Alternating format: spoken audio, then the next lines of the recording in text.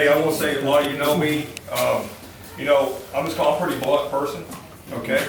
And pretty clear. I've seen the social media stuff that's divided our city over the last few years. By far not a politician. I say stuff sometimes I probably shouldn't say or get frustrated because I'm not a politician.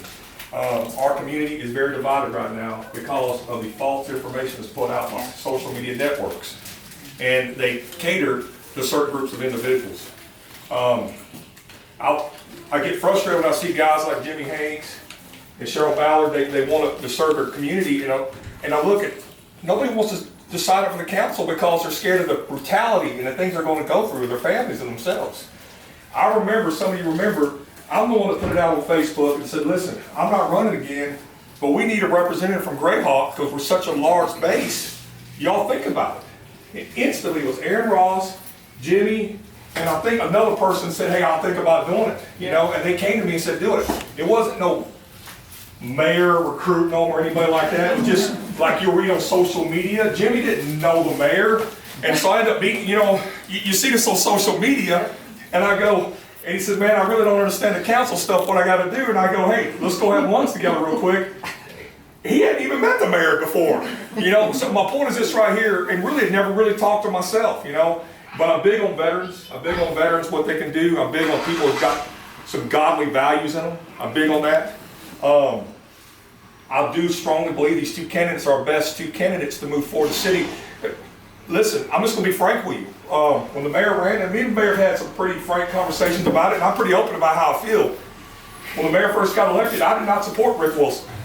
I did not support him when he first ran. He knows that up front. I was led to believe by some of these people who lived here for many years. I was told things, I was naive, and I listened to one side instead of both sides of the story.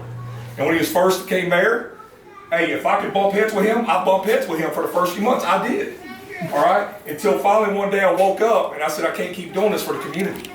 And I sat down, and I told the story to numerous people, and I sat down and said, let's go have breakfast. I don't want you buying my breakfast. We're gonna go have breakfast, we're gonna talk this out. And I started finding a lot of things out and talking to other individuals and doing my homework. And that's the problem. Citizens of Forney a lot of times don't do their homework. They listen to social media or one or two people and they take that as gospel, and it's not true. And then obviously we had a rough first year because we had to clean house. I'm just gonna call it.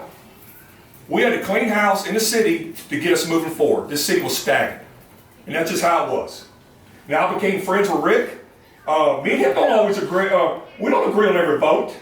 But we don't argue about it afterwards. I don't vote the same way as him sometimes, and he, me. Okay, and that's how you expect your council members to be their own voice, okay? You can't just vote no to vote no, like I've seen on some of my peers, okay, just because of an individual.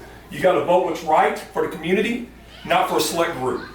And I firmly believe that these two are our best path forward. Because me and Jimmy have talked about the mark-out thing. I've tried to get us on mark-out, off of mark-out, since I was first on the council.